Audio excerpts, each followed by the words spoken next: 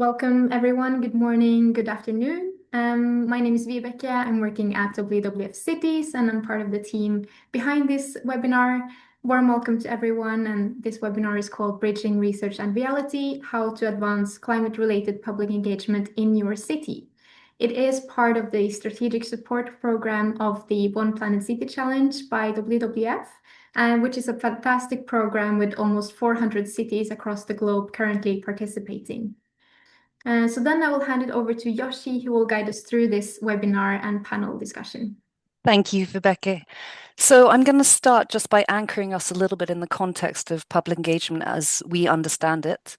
I'm only going to go over this briefly because we don't have much time for the actual panel discussion. But if you want to read more about it, we have a public engagement guide that will be in the chat that you can dive into it and get a bit more information. And that was written specifically for cities after a series of interviews we did with cities that have done public engagement well. So we have 5 principles of public engagement that we think are essential to doing public engagement well.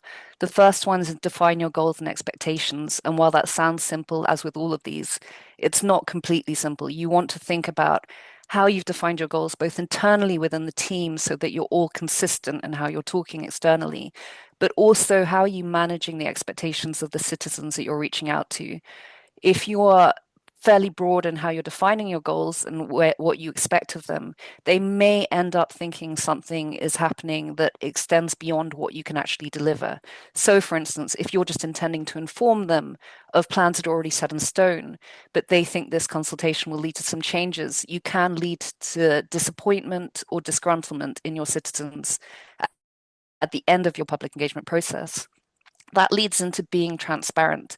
And while being transparent is also about being clear about your goals, being clear about your expectations, being clear about what you want the citizens to do in this process, being transparent also means being clear about your limitations, which can be intimidating, and a lot of cities find it hard.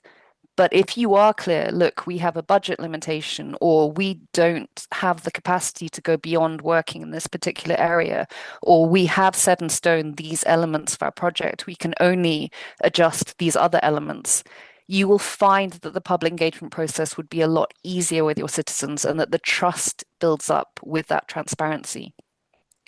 Being inclusive, I think, is something that everyone here wants to do. The challenge of this is you don't always know when you're not being inclusive. Sometimes leaving people out is not a result of malign intent, it's a result of not knowing what things mean people can't join you. So it could be something like transport. Some marginalized groups can't make it to certain parts of the city where you might be holding your consultations. It could be something like the written word. If you have a marginalized group that's illiterate, doing things through surveys isn't written surveys is not going to be able to include them. The best way of trying to understand this is working with partners who do understand the marginalized minority or groups that are usually isolated.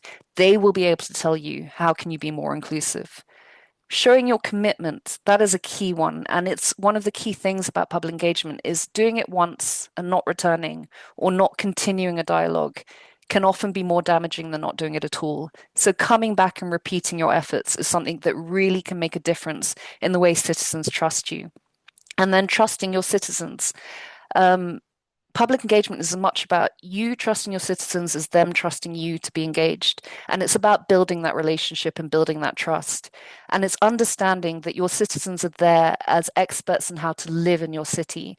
But it's also understanding that that element of public engagement that people are quite afraid of, which is negative public engagement, can often come from a passion for your city, for a desire for things to be better. And it's trusting that that is something you can actually tap into and build on.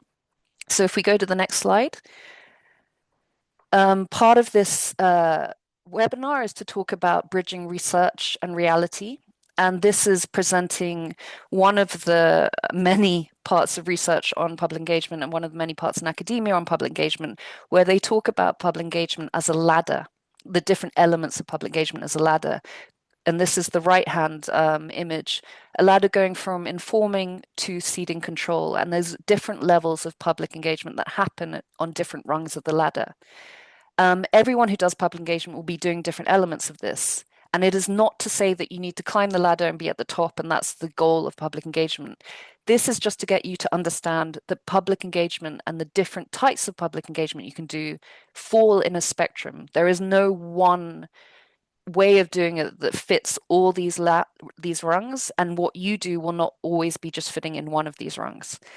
On the left-hand side is a variation of this ladder that tries to look at it more in terms of a spectrum and how you will fall on that spectrum in the public engagement you do.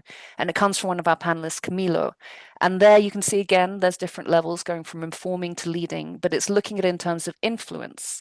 How can a citizen have influence on the process or the outcome or the project?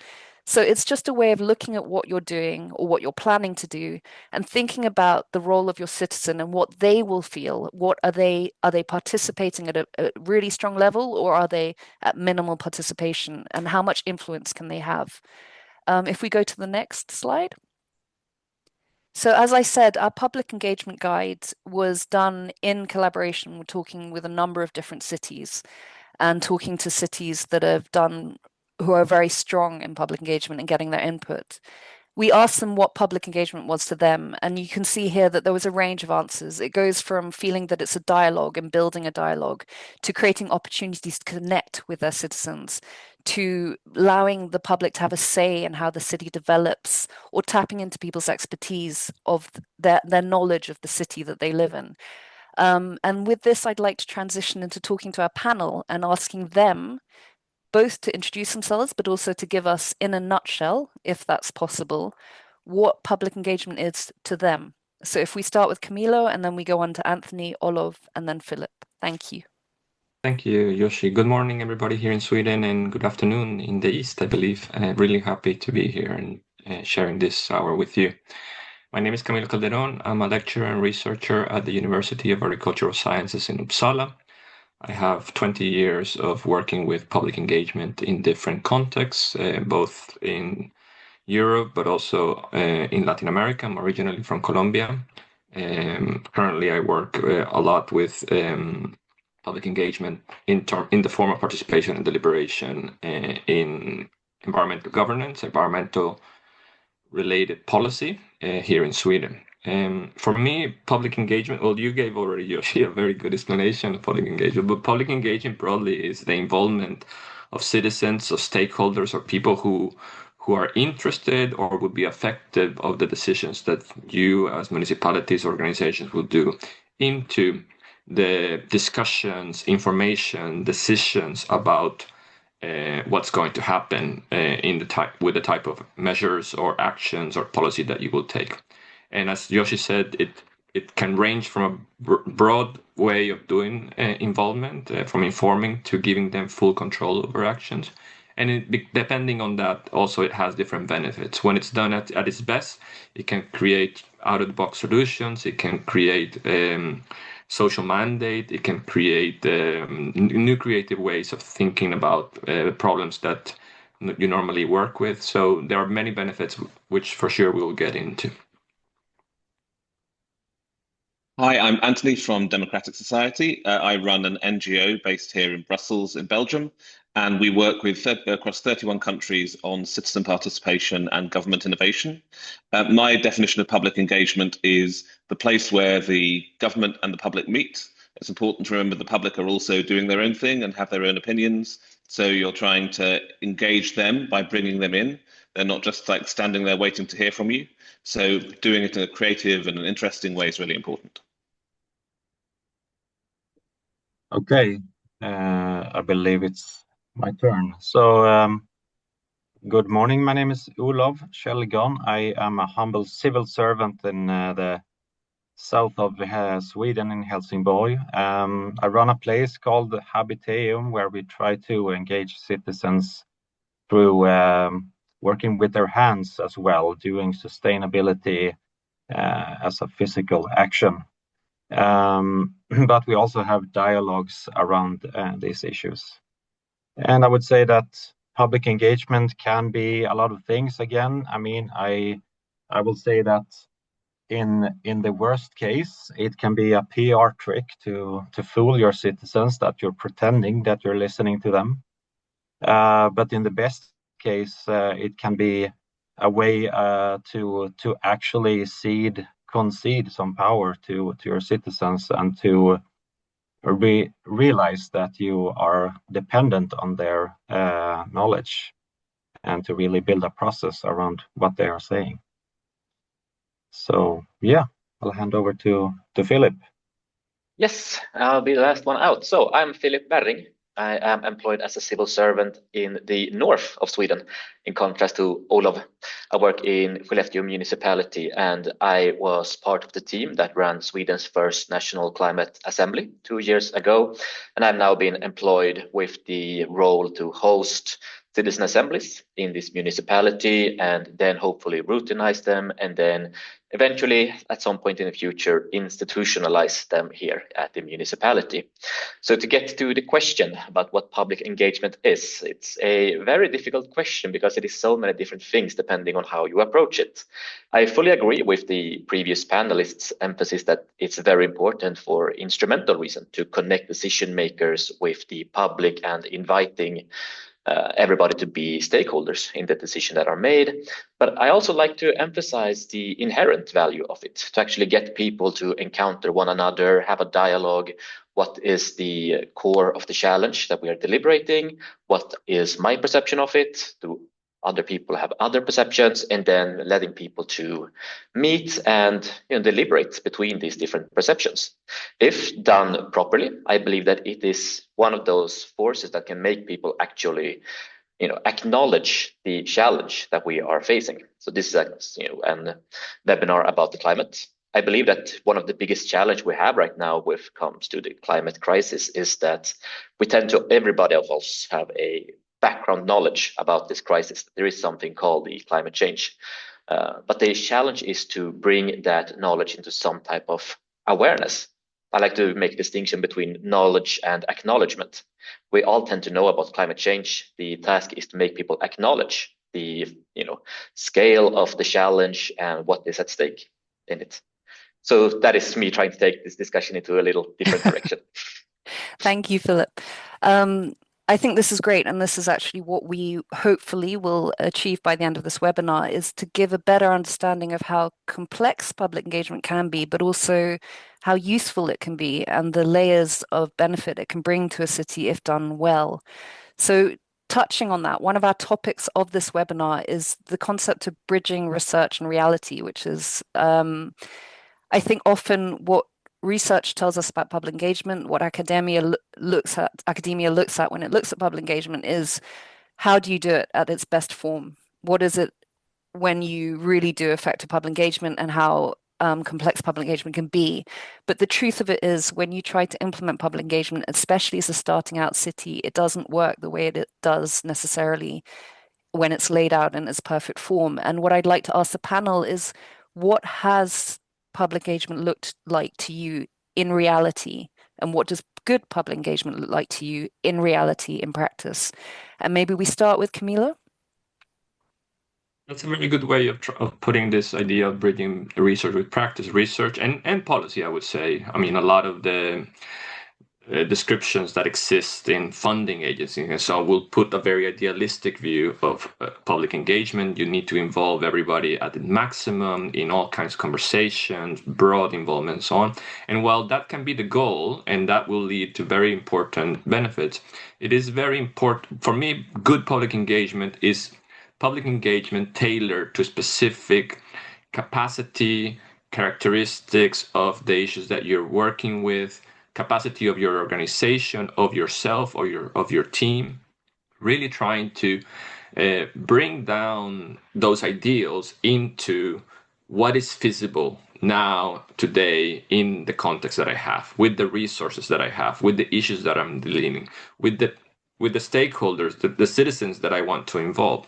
So that is very good public engagement, and for me that means that yes, you can have those ideals that we mentioned as a start, as a goal, but it doesn't mean that you necessarily have to go all the way from the start. There are different strategies, there are different ways of involving people that don't require that same that don't need to have that same level of ambition, but that will produce important results, especially when it comes to future processes that you might engage. So start where you feel that you can manage, where you feel that you have the resources, always trying to then move forward, move upwards, maybe in relation to that ladder, and really trying to achieve those more idealistic principles that are normally found in research or in policy. And I think we will talk a little bit more about how to tailor that later on. Yeah. So.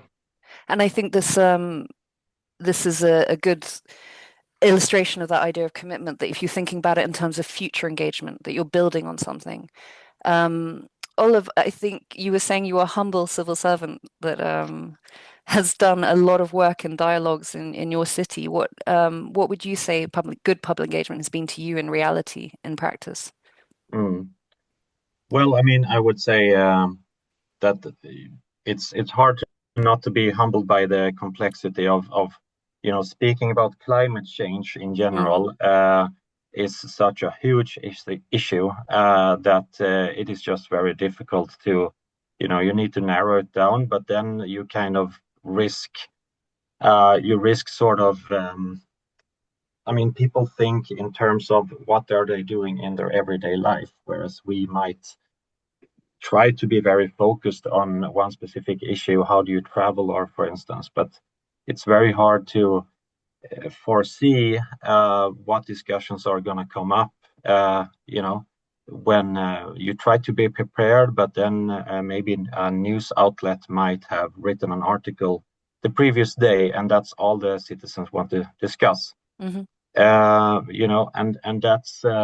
that's a reality that you just need to be prepared to be very flexible, and to somehow try and see the connection to what you are there to talk about, to what the citizens want to talk about. Maybe there is a connection that's not immediately visible. For example, in Helsingborg, what was about land use, basically. What do we use our land for? Do we use it for more commercial buildings or for more agriculture?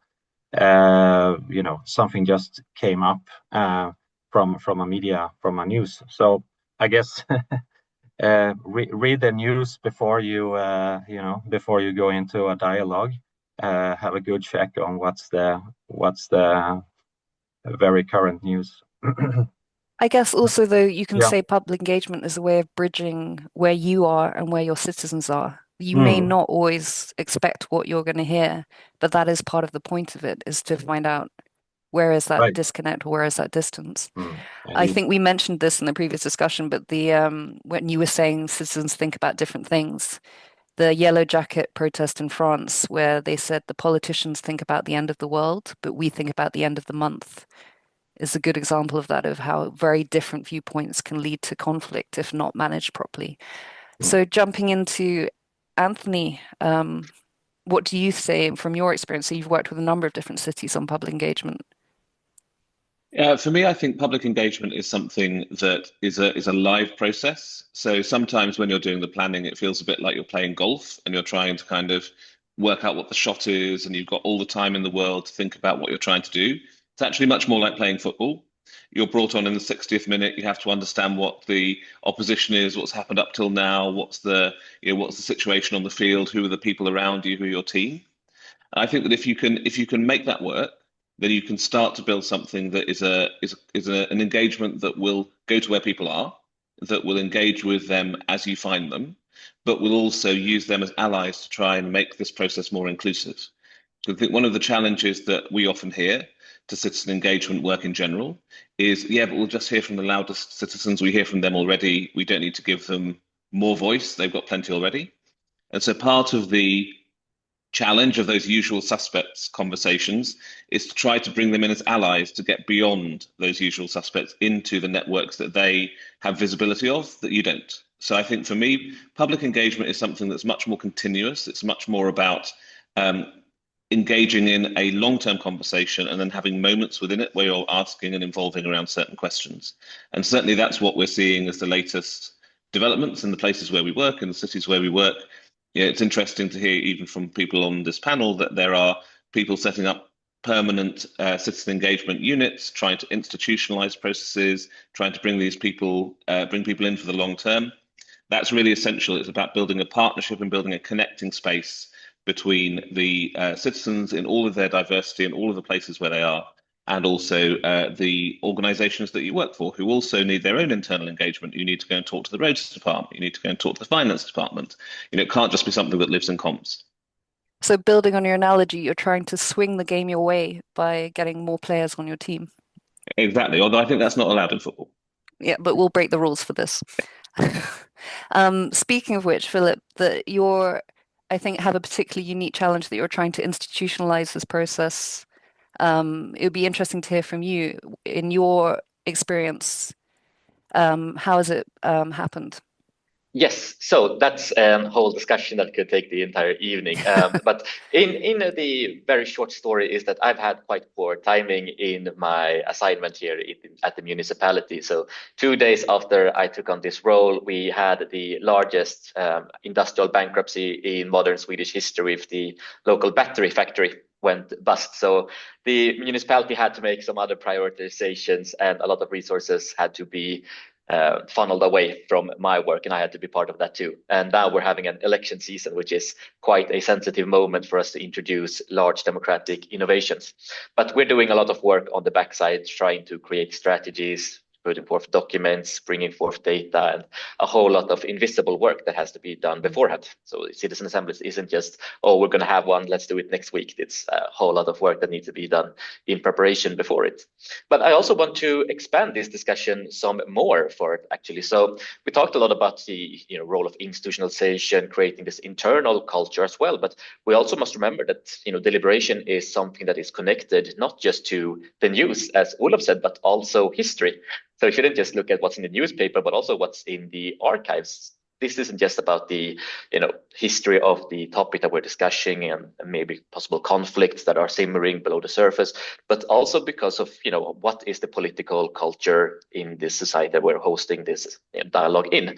And I'm saying this because Sweden has a very peculiar sense of what is the obligations between individuals. We have a very specific way of relating to one another and to the welfare state. It's a whole discussion in itself, but the core of it is that we tend to be quite reserved, and we tend to stigmatize people who are too provocative or step outside the boundaries of what is considered acceptable speech. And that is, of course, something that doesn't have to be bad, but when it comes to deliberations, you really need to encourage people to feel comfortable in expressing their honest opinions. Because if you don't create that sense of culture, you're going to have a deliberation. People are not going to dare to say what they actually think. And if you do that, what is the value of the results of this deliberation? So you both need to work on the institutional aspect of it, who are going to receive the results, how are they going to process it, but you also need to put a lot of emphasis on what is the sort of microculture that is created in these assemblies. How do people relate to one another? How can they speak? And I think that's actually a very good point in terms of public engagement in general, that it isn't just simply setting up a room and letting people in and then you get the dialogue you want. There are so many inadvertent ways in which you can influence the discussion or influence how it evolves, depending on your context and your culture. But I think it also speaks to the challenge all the city planners have here in the room, and that you guys have, that life goes on. You also have to do other stuff. Politics happens. Budgets get shifted, you're asked to deliver on a number of different things. And I think a lot of the people in the audience are asked to deliver on communication around climate action, communication about environment, and the challenges around working in the environment or climate department in your city. So why, given that we've just said how complicated public engagement is, how it can, have many inadvertent consequences, there's different layers to it, and given the challenge of just doing climate action in general, why would we say to someone, you should also be doing public engagement when you're working on climate action? Why does it matter? So actually, maybe I'll let you jump in, Camilo, and then we'll go on. I think climate change, climate crisis is one of the most complex challenges that we have nowadays. I mean, globally, but also locally with local consequences. It's a very complex issue that is not like straightforward in terms of this is the problem we have, this is the solution, we know how to solve it. It crosses many different sectors. It affects society in many different ways. It's not the common like planning, infrastructure, renewal project that you just have a vision and you try to get involvement in people into do that. It's much more complex. So that complexity requires that the people who are working around it, who are coming up with solutions, who are discussing, who are seeing the consequences of the actions that you will be taking, or municipalities or organizations will be taking, or that will be affected by that it is very important for them to become part of these discussions, to be able to shape those decisions, to be able to also to be contribute to the implementation of it. It's an action that cannot be dealt only by government organizations or one set of actors alone. It requires the mobilization of a great majority of citizens, and this is, I like what Anthony said about this being a very polling engagement being a very long-term process, that it maybe has particular events that are more organized, but this long-term process also is very well connected to climate change and climate action. The climate crisis that we have now is not going to be solved only by this one solution that we're going to implement. It requires that long-term dynamic, long-term discussion, and therefore public engagement should also follow that same timeline in a way. Yeah, and I think when we talk about how complex it is, climate change isn't a case of just continuing with the status quo. And if you're shifting the status quo, you definitely need people on board. But Philip, I think you touched on this already when you were talking earlier. So if you'd like to expand a little bit on what you were saying around climate action and the work you're doing in public engagement. Yes, so this is partly based on some type of social analysis, but I feel that we are in the world is in a position where everybody is very concerned about the developments coming to climate, everything else that is going on, and everybody is concerned about, and engaged in politics. That's just enough to look at what's going on in public discussions in social media and so on. My concern is that this is not being facilitated into constructive channels. Everybody is very concerned, active, angry, fearful, and just letting out their, emotions into a space where this is not being productive, not being facilitated. And my concern is that, we need to take care of this type of engagement and facilitate it into something that can strengthen public engagement, to allow it to inform decision making, instead of just allowing the elected officials to try to navigate this entire storm that is surrounding everybody right now. So we need to open up for some type of dialogue between everybody and the very strong political engagement that we currently have, and actually try to bridge it, and try to, in some ways, try to funnel this entire large stream into something productive. I'm trying to reach for some type of metaphor here, but I'm struggling a little bit. I think a bridge is a good one. I think also this concept of public engagement as being a bridge, as bringing people closer, or as a way of channeling, as you said, this strong feeling people can have around both politics and climate, and those things are interconnected, as Camilo said. Olof, you were saying that you could feel as a city official that it's an intimidating thing to be dealing with climate. Do you want to elaborate on that? That's the interesting thing. I had a fear that it would be roughly the same discussion climate as on social media, because what you see every day, as soon as I would say most topics have a pretty high energy discussion, if you will, on social media. It's quite agitated many times. But being in this field, I mostly see it on climate change issues. So I kind of expected that physical dialogues would be similar to how it is on social media. But I'm almost disappointed in the fact that we had, during our 25 dialogues through all of Helsingborg with close to 1,000 different people, we had quite low sort of conflict level, which, I'm not disappointed in the fact itself, but I think it says something about sort of what we were discussing. Maybe it was a little bit too broad, so there was nothing specific enough to be angry about.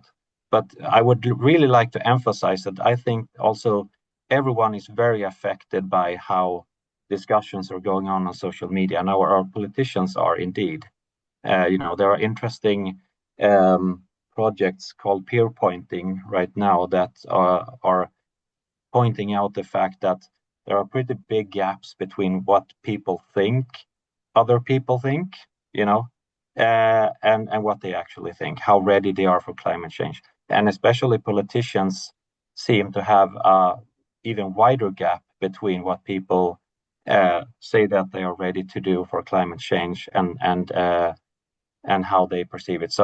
And most people have a much more negative view of what people think. And I think that's very influenced by social media that you see every day. Yep. And I think for the city planners in our audience, that's a really key point. When you are a city planner, you're also having to consider what the politicians think and how they perceive things.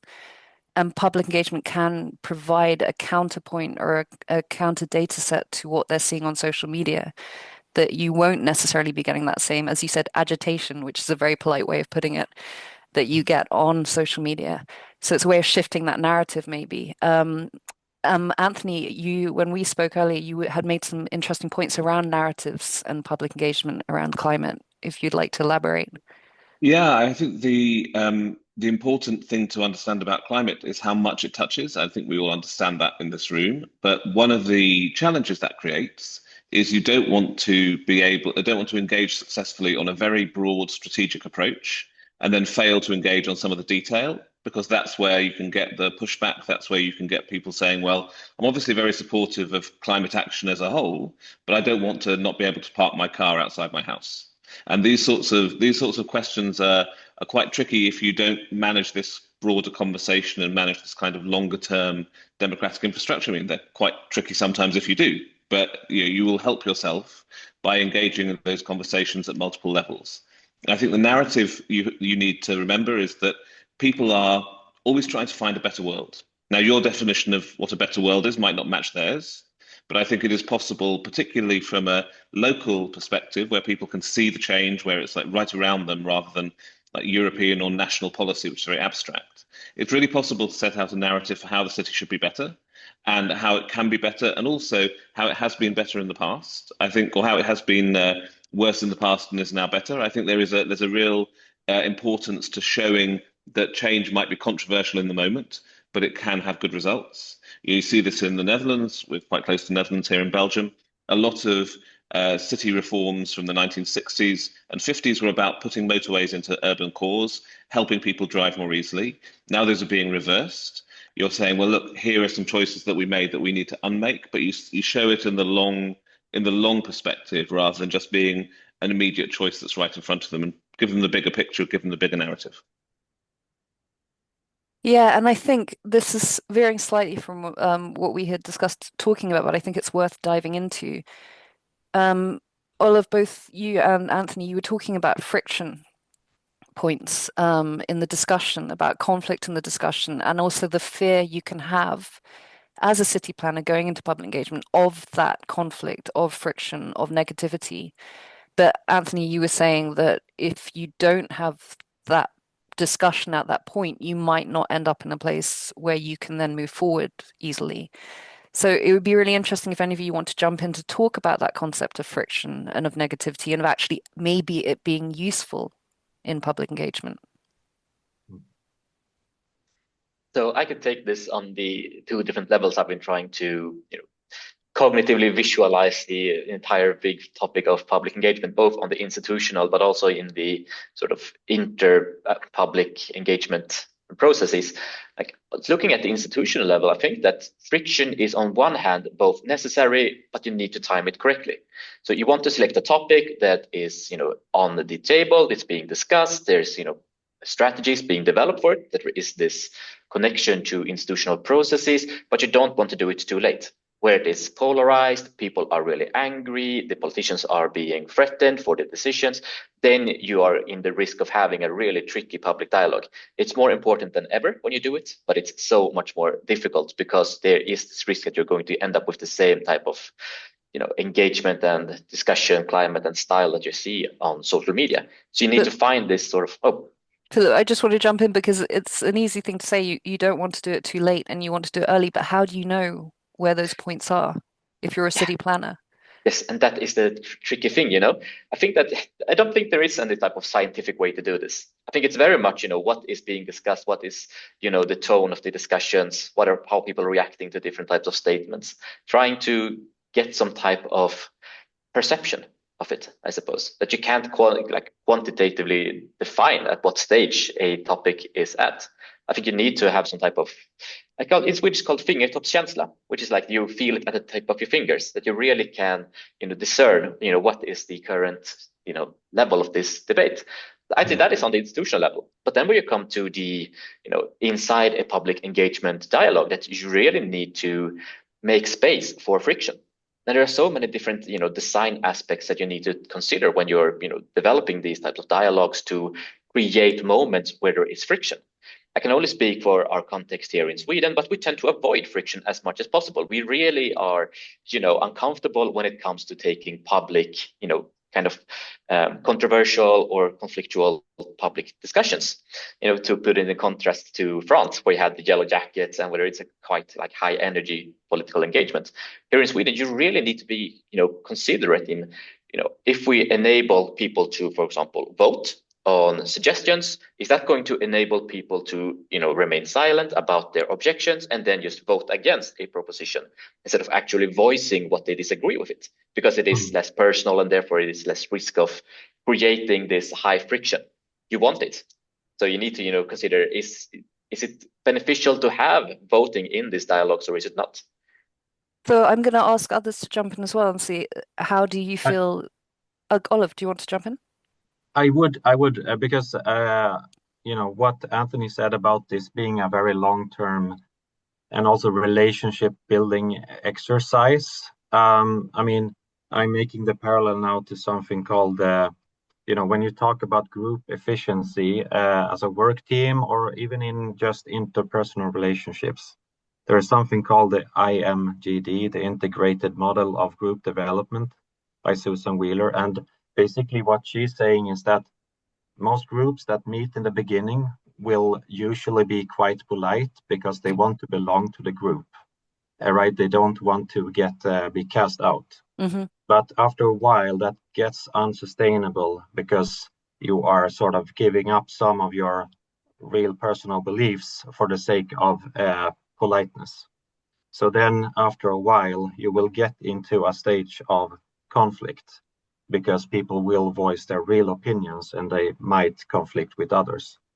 And that's where I think you need to understand that that is, you know, a part of the process. But as long as you can manage that to not be something that delves into personal conflicts and demonization, and this is the type of thing as I think you see on social media, that, you know, you call each other names, you are just a tree hugger, you're just this and that, you know, you demonize. And that's where I think public engagement can serve as this steam valve to letting out the steam, to meeting each other in person. It's harder for, just as a human being, to stand there and scream at someone else, you goddamn idiot tree hugger, or your car hugging maniac, or whatever, you know. You can reason about it, and if you can transition to the next phase, that's where you can have a really good discussion, because then you trust each other, that you say what you mean, right? You say what you think, you're not just being polite. So if you view it that way, as a process of building trust, conflict is actually necessary to be more efficient. I want to add on this, actually. So this Philip, is something I'm sorry. I'm going to let Camilo and Anthony jump in first and then come to you, if that's okay. Yes, thank you. I think I agree with what has been said, that conflict, tensions, friction is something that is necessary, but also something that most people are afraid of. I give a course called Conflict, Democracy and Facilitation, where the main part of the course is to really change the way that we normally associate conflict as something negative. If you think about all important social, environmental change that has happened in the history of society, conflict in one way or another has been involved. And I don't mean armed conflict, I don't mean threats and so on, but tensions between ideas and discrepancy and friction between those ideas. And I have a colleague, Lars Hallgren, who talked about distinguishing between constructive conflict and destructive conflict. And this is not about the consequences of the conflict, if it is constructive or destructive, but it is mainly about the ability for the participants to discuss their differences in a respectful, in a constructive way, in a way that is really trying to understand, okay, I completely disagree with you.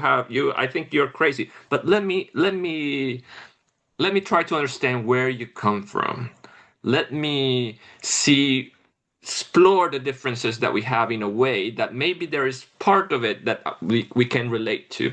And that is a lot about facilitation. That is a lot about those who are, in the role of leading and managing these public engagement processes to create that capacity, that conflict, constructive part of capacity. And one can shift. It can go back and forth, like in a relationship, like Olof was saying, or Anthony was saying. It can shift. Sometimes it will enter into a destructive stage. So the facilitation needs to bring them back and put that. So it is, and I think this is tricky because we are now in politics and ways where we're not really talking to each other. I mean, before there were debates. Now people are just listening or just considering the others crazy and just going against just because they have a different opinion. So we need to cultivate that capacity of working with constructive conflict, and that's a lot about a trust, about building relationships, about facilitation, engaging in dialogue, and really seeing the other as far as they are from ours, seeing the other positions as maybe there is a little bit of legitimacy in what they're saying. Maybe they are coming from a place where actually it is valid point what they want to do, maybe not expressing it in that way, but trying to explore that. I think that is key to get into that constructive stage. Thank you. And Anthony? Yeah, I think it's also true to say that in many cases, it's you can have your conflict now, or you can have your conflict later. Yeah, I think there is a real benefit in using citizen engagement, using public engagement as ways of testing some of the ways in which a new proposal or a new plan may not fit public opinion and may need different voices and different perspectives in. I mean, I don't want to sound over optimistic, but you ought to be able to produce a better plan by doing public engagement, and better plans will reduce the amount of conflict later on. But most importantly, from a public sector expenditure perspective, it's a lot more difficult to change a plan when it's being implemented than it is to write the plan right the first time. And that's, for me, a really important part of maybe needing to find that conflict and those differences of opinion early, because otherwise you'll have them later and it'll be much more expensive to respond. So conflict doesn't magically go away if you avoid it. Philip, do you want to close this off before we move on to the next point? Yes, so I really love this topic about what are the types of relationships that are developed in a dialogue. We want to have some type of conflict and hopefully have it be constructive. But what I believe is that if you go through this entire process that Olof described, where you reach this group dynamic where you can speak honestly to one another and actually listen to one another, not just hear one another. I think this is a very underappreciated distinction. We hear each other a lot these days with social media, but we don't really seem to listen that much. And I believe these dialogues can generate people who speak honestly and will listen to one another. And what happens then is that you build relationships. And I believe that is one of those underappreciated crises that we have today, that we are kind of isolated from one another. The crisis of third spaces, of social capital. And as one of the benefits that I see in public engagements is that it creates a sort of arena for people to generate relationships with one another across different groupings. Public engagement is facilitating those relationships, and there's a counterpoint to that isolation and that marginalization. Yes, and exactly. One more broad term, polarization. Yes. So everything you guys have been saying is really nuanced and really rich. It reminds me that one of the things about public engagement, as you were saying, Anthony, the conflict doesn't go away, the counterpoint won't go away. So understanding that if you're doing public engagement at a point where everything is set, your project has no flexibility, can be a dangerous point to go forward. You have to really manage expectations then, because if you come across conflict and an opposition to what you're doing, you don't have much room to do anything about it. So understanding when you're doing public engagement and what flexibility you have is very important. And then also, Camilla, what you were saying about facilitation, it's understanding what experts you need in the room when you're doing public engagement. And I don't think that's just facilitators and moderators. I know that some cities have done public engagement where they've brought in experts in different thematic areas or experts on city planning to be able to say, this is a great idea, but it's not realistic given what we're able to do within the city. So on that note, like talking about where public engagement can go inadvertently wrong, where there might be a cost of not getting someone in the room or getting something in place, or understanding at what point you're doing public engagement. Where have you seen that happen? What would you say was important in that regard? Olive, you touched on it at the beginning in your intro when you said, what is public engagement, when you talked about performative public engagement, but maybe you could elaborate on that. Yeah, I will. I mean, I think there's always a risk that, as humans, that we will have limited time, we will have limited resources. And what do you do then? Well, you might end up doing like a public stunt, basically, where you only have time to sort of interview a couple of people or send out a survey, but then really disregard the results because you haven't planned for the huge amount of time it takes after. I mean, that's the main, well, before and after. I mean, the short thing is the actual interactions, right? But understanding, before, why are you doing this? Are you really seriously interested? Can they influence it, and so on? And then afterwards, that you need to, because you don't know what answers you will get, you might need to direct those answers to people who are not prepared to make any changes, but you need to understand that there will be unpredictability. But I think, in general, I mean, Sweden is getting some criticism from the EU that we're not the best at doing public engagement, especially in climate change. And I think that is a risk, that it's driving those kind of more those actions where we try to sort of appease the EU in worst case, rather than really understanding ourselves that, hey, we don't know much. We don't know enough about this issue. What do the citizens think is reasonable, when it comes from the inside? So I think anyone needs to sort of understand that there are inherent risks, that you will grossly underestimate the amount of time it takes and energy and everything. And also, where does the interest come from? Is it from a real interest, or is it to sort of get higher scores on our EU ranking? And I'm sure every city planner here can relate to that quite often you're making decisions based on maybe on what you think is best, but also sometimes on pressure you're getting to fulfill a mandate. But I think I'd like to jump to Camilla, because I think when we said at the beginning with the ladder, it is okay that public engagement is just informing, but you have to be clear that that's what you're doing. And I think all of what you said is very important. The follow-up is also a key part of it. But I'd love, Camilla, for you to elaborate on what you'd said about overpromising and knowing where you are in what you're taking on in public engagement. So when public engagement goes wrong is where what you're trying to implement in the actual activities in the process that you have don't match really the context or the capacity that you have. So, or the mandate that you have. I think that there is that mismatch is basically where always it goes wrong. Maybe you're trying to follow those principles, those ideals in a way that you cannot really implement it. You don't have the mandate, you don't have the capacity, you don't have the resources. So I think it comes back to the principles that you showed at the beginning, Yoshi, which is define your goals and expectations, and those need to be very much tailored to that mandate, to that capacity. And at some point, or maybe in parts of the more general public engagement that you want to create, that might be just informing or consulting, if you're thinking maybe about broad public engagement. But in parallel to that, you might have smaller group with key stakeholders where you're actually doing also the higher levels of the of the ladder when you are actually entering in partnership where you're doing decisions together and so on. So it is really about thinking strategies that can meet both the ideals and the kind of context, the capacity you have. And it goes also in relation to another of your principles, being transparent. I think this is the most tricky one because it is sometimes recognizing that we cannot do as much as we can and trying to explain that to citizens that are expecting a lot from us. It's very tricky, but I think that transparency is very key. I've seen many processes where the actual dialogues, the actual activities go very well, but it's difficult to then see what consequences they have in final decisions. My opinions didn't have any impact.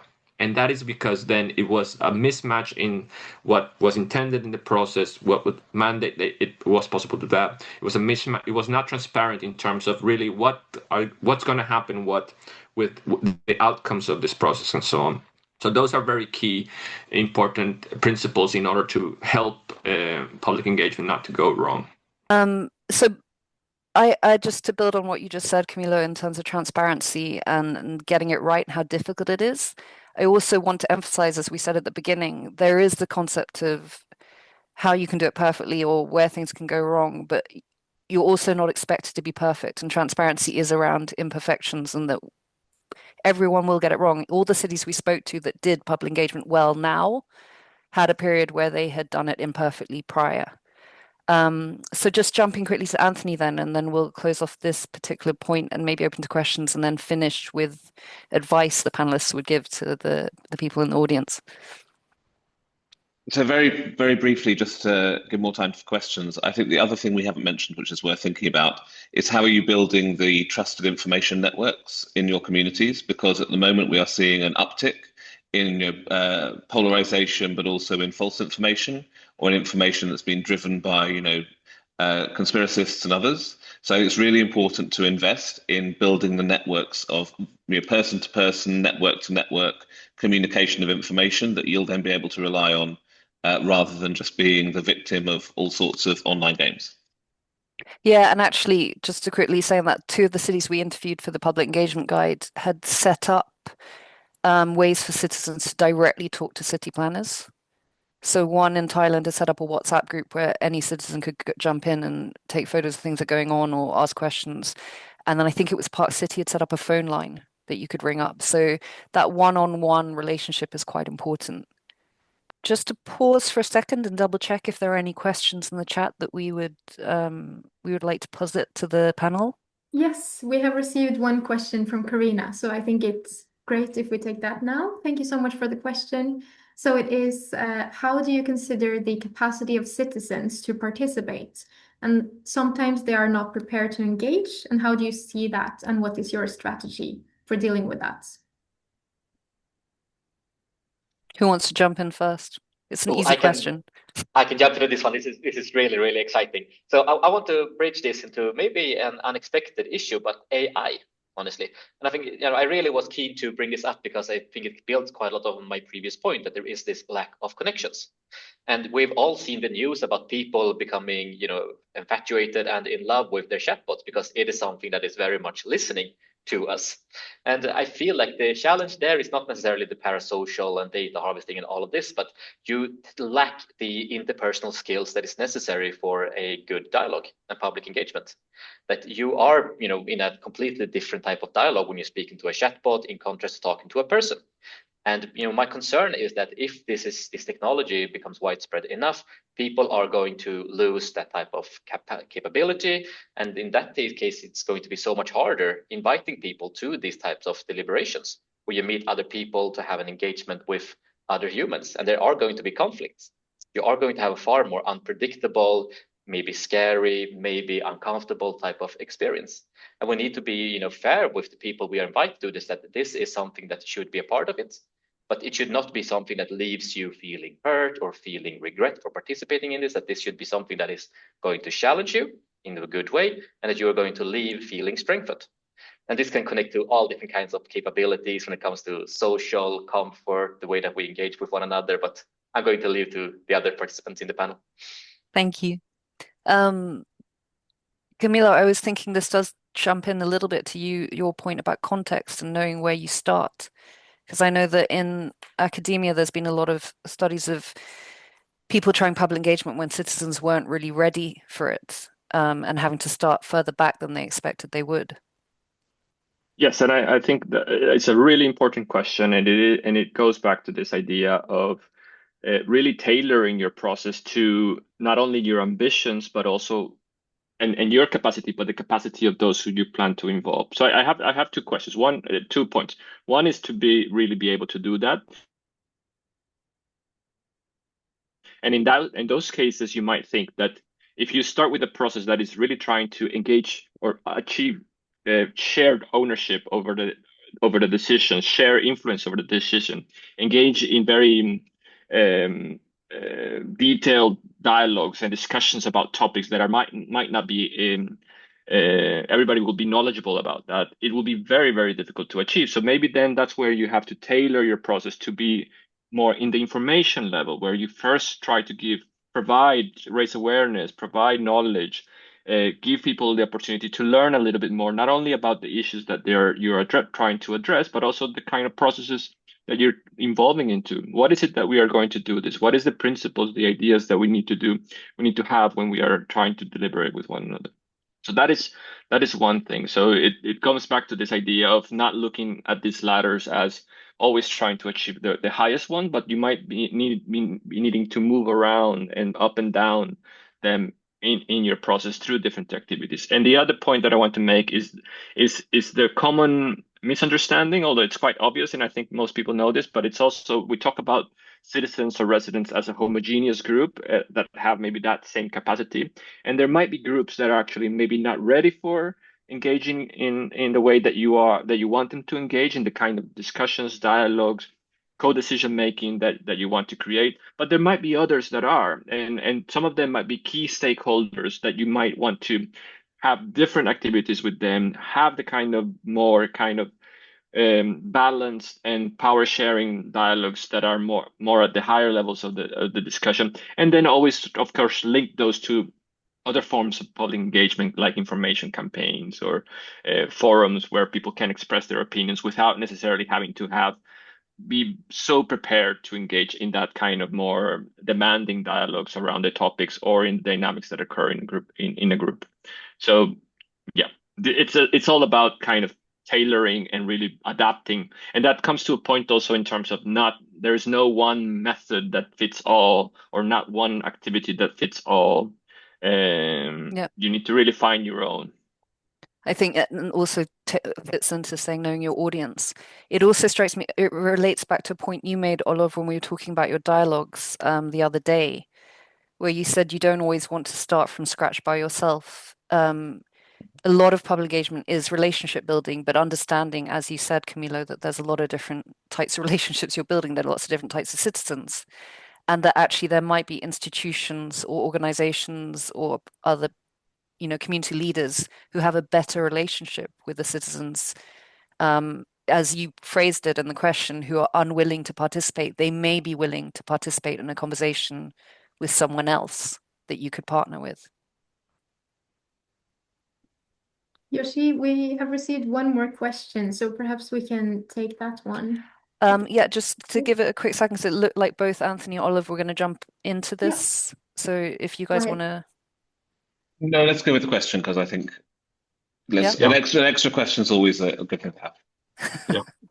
Okay.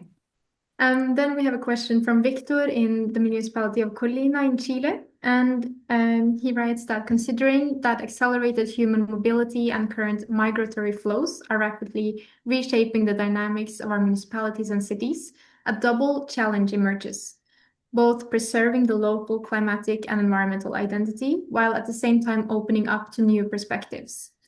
So his question is, what governance mechanisms or participatory methodologies do you recommend to achieve the genuine inclusion of migrant populations in local climate action plans, ensuring that local rootedness and openness to change can coexist? So we're talking about the challenge of new identities, new cultures coming into an existing city environment, and what mechanisms, what types of public engagement interventions can you use to have a genuine inclusion of these new voices in a way that preserves local identity but does open up to new perspectives? So I think 1 minute is enough to answer that question. But if you guys can give the best stab that you can give at that, that would be great. I'm just going to say very quickly that inclusion is a really important part of what you're designing, and inclusion should include those people who are not speakers of the majority language, and potentially those people who are, not going to be there for a very long time. Plenty of city centre or like urban core participation already deals with highly mobile populations, people who might move across local authority boundaries very rapidly. So I do think it's if you can set the conversation upright, if you make sure that you have access to the to migrant groups, or if you have access to new arrivals, sometimes that's through like formal structures. Like here in Belgium, we have like welcome offices, they're called, for people who are arriving in Belgium for the first time. But equally, you might have that informally through networks of people from the same community or the same area. Work with them, make sure that you're framing this as a broad question, as a question that everyone can get involved in, and ensure that you're providing facilities as far as possible for multilingualism and for those who may not be like from the same background or language community as the main population of the area. Okay, so I'll take another stab at 1 minute. We'll see if I can make this. So I think that a core premise of all public engagement is to be aware of the distinction between not excluding and actively including. Not excluding is getting everybody the possibility to be in the room. Actively including is to provide everybody with the equal, efficacy to be heard and to participate in the dialogue. And this is something that it's all going to be extremely difficult when it comes to power, comes to identity, hierarchies, all of these aspects. It's almost impossible to do it correctly, but it should be striven for at least. And I also want to add, for another 30 seconds here, that I did in the interviews I did earlier with the Sweden's first national climate or citizen panel, we actually had a participant who encouraged all of the panel members to reveal their socioeconomic background so that they could understand one another better. Like, oh, you are from a richer part of Sweden, therefore, of course, you're going to believe these types of things. What happened was that the participants in the panel unanimously rejected that idea to say that, oh, you can't force people to reveal information about themselves. And the important point here was that you are there as a person, not as a representative of a larger group or a, economic, factor in society, that you are there as people equal in value, and you're going to have a dialogue about a challenge that it's going to affect all of us. And I believe that is the norm that you really want to create. Don't be there as representatives, be there as individual persons. Discard all of those, attributes. I think, though, there is a step there about understanding what the norms are that are maybe impeding that, how people perceive themselves, or what are their cultural norms to that discussion.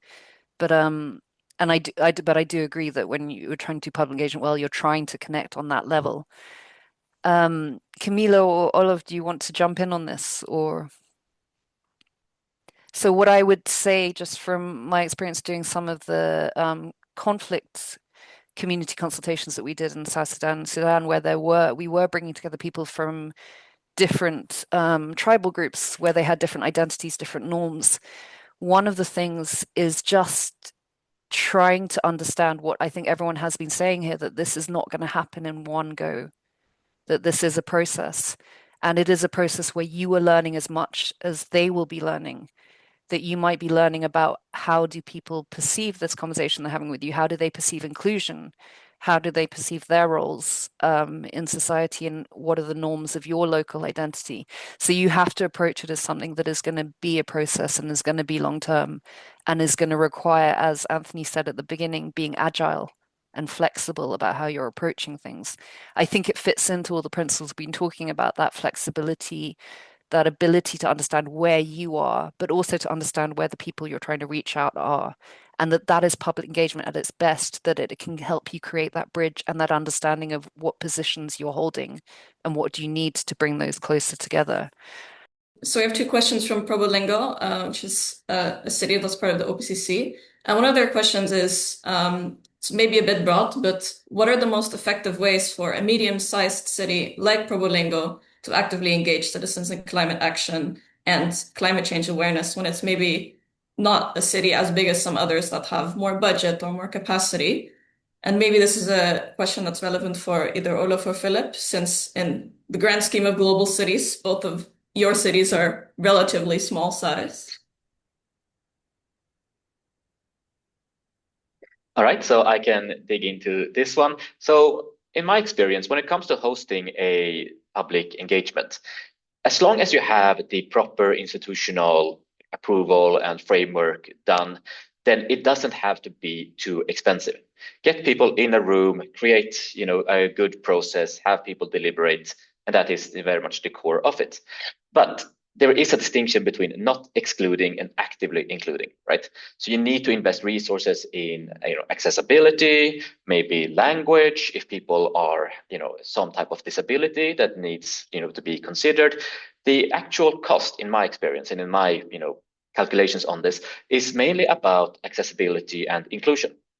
Hosting a dialogue is in itself quite a cheap thing to do. Have a room, have people in it, and have an engagement. The issue is then how much can you put into making that available for everybody? Anthony, I think you touched on this in a conversation we had the other day when you were talking about you don't necessarily need the big, expensive consultant.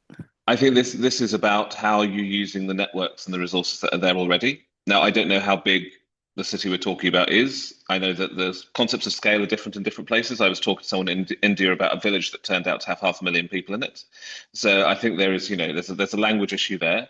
But certainly, both for like highly multilingual environments or for environments where you need to look after issues of inclusion, there should already be networks and people. So it may just be about giving them a little bit more resource to help you with the project you're trying to do, rather than trying to set something up from a blank sheet of paper and kind of get everything off the ground yourselves.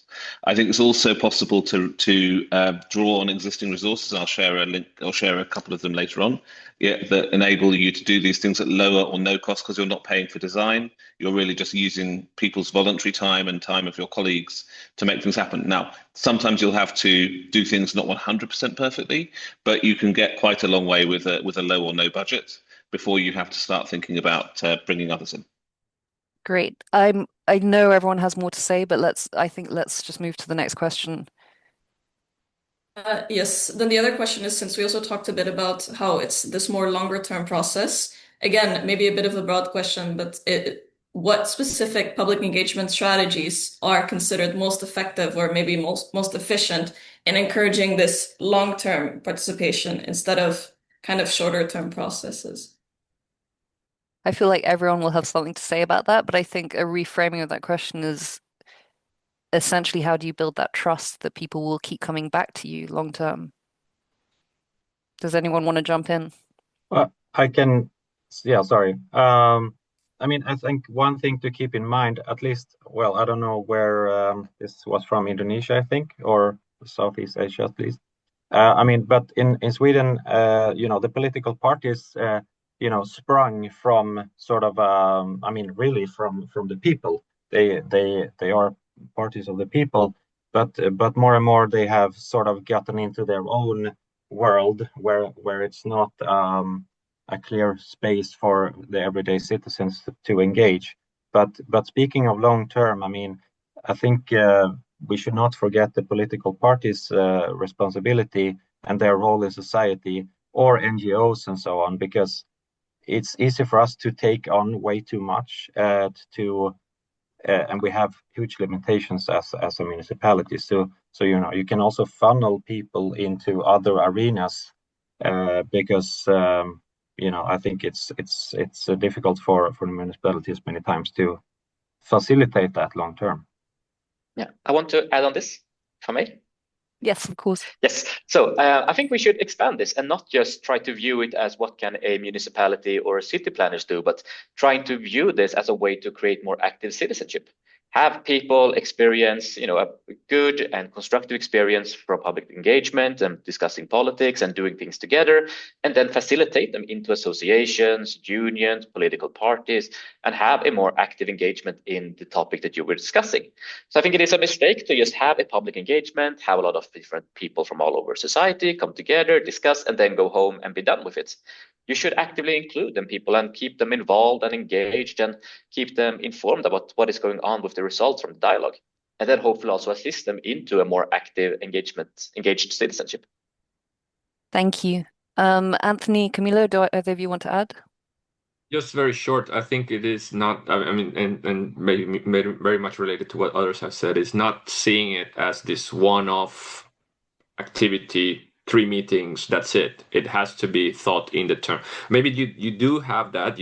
Of course, you have maybe a budget for that, but that needs to be put in the picture of other processes, other forms of engagement, which are not necessarily, like others have said, the ones that you will run. What is happening in the other department, in the infrastructure department? What are the political parties doing? What is this NGO? How do you kind of relate what you're doing with that? And that agglomeration of different forms of different actors engaging, that could create that kind of long-term trust building and open public debate that we are all striving for. Anthony. And I think building on that, I would say my top tip is never to do a process that doesn't leave something behind, whether it's infrastructure or networks, never do something and then just disappear it. So I think in some ways it's essentially like any other relationship you're building. You're not going to continue a relationship with someone if they never talk to you again and that you have no evidence that you mattered at all to them. Definitely. So let's finish. I think we're going to run a couple of minutes late, but I think this is worth having your guys' input. If there's one thing you would want people listening to this to take away with them, one piece of advice or a resource, what is it that you would like them to think about? And on that, let's start with Olof. Actually, I would say that having an external facilitator for the group that's going to do the dialogues, someone external that can sort of be a psychologist to the group, was for us really good because it raises awareness of your own fears, your own thoughts about what is dialogue, how is this going to be, and that affects what you do, right? If you're fearful, like I was a little bit about the discussions being like on social media, maybe I would have been way more fearful of going out and doing certain things. But having that external facilitator to really spotlight how do you think this is gonna go? That was really helpful to us. So yeah, that's what I would say. So understanding that you're also an influence on how the results might come out and seeing where you might be unwittingly influencing it is really important. You're a hugely important person in this. Yes. Phil. Yes, so my advice would be to remember that any public engagement is part of an entire society. This is not something that is done in an institution and in a limited project. It is influenced by larger democratic and social structures, but it also, most importantly, influences them. This is something that is going to hopefully generate more engaged citizenship, larger participation, a more constructive dialogue, but it's also going to have individual effects. My goal for any public deliberation is to create this kind of very open and honest conversations where you actually actively listen and acknowledge one another. And I believe these are transformative moments for anybody. So that would be my advice. See it from a larger perspective, not just in the small little not just administrative a task realm. Yeah. And then Anthony? So I think remember that almost everything you're thinking about has already been done by somebody somewhere. So see what resources are online. I'm going to share in the chat a resource for a project that we're working on, which is the European Cities Mission Net Zero Cities, which has a page of resources on citizen engagement. But I'd also encourage you to check out Participedia and the other lots of other resources that exist, which show case studies, which have tools, which have materials that you can copy. It can help you reduce the effort that you need to put in to get something really high quality. Absolutely great thing, even though it's hard to think there's nothing original we'll ever do. But Camilo. Yes, I would just like to encourage everybody to go for it. I mean, I think that the ideals, sometimes we think about public engagement as these very high ambitious goals that we need to achieve. And I don't think that sometimes paralyzes us. I think what I normally like to think is public engagement. Yes, those ideals I like to associate with like an athlete going for a high jump. The ideals are that high bar that we want to achieve. We want to strive for them. We want to get it. But maybe we need to also lower down before going for that high jump, for that ultimate high jump. We need to really lower it down to where we are at that point. And the encouragement is that as more as you jump it, the higher then you can go, and the higher then you can go, and the higher then you can go. So I would just encourage everybody to really start where you are and just go for it, and not get paralyzed by very big normative idealistic views of public engagement, if that is what is stopping you from doing it. Yeah, so the concept is it's okay to fail, that you're going to learn as you go, which reminds me of a singer friend of mine who said that the people who sing and sing bad notes are not the problem. It's the people who can't hear that they're singing bad notes. So you can fail and you can realize we did that imperfectly, but if you keep trying and you're building on that knowledge, you will get there. So I would also like to say thank you so much to the panel for your generosity and your honesty and your openness. And I am so sorry for cutting off most of you most of the time when you're in really interesting points. And then lastly, as a point of logistics, there will be a poll that will help us improve and aim for a higher bar next time. So if you guys in the audience could take a moment to fill it out, that would be brilliant. Thank you. And thank you very much to the team that has been making everything smooth in the background, because I definitely wasn't doing anything to help there. So thank you.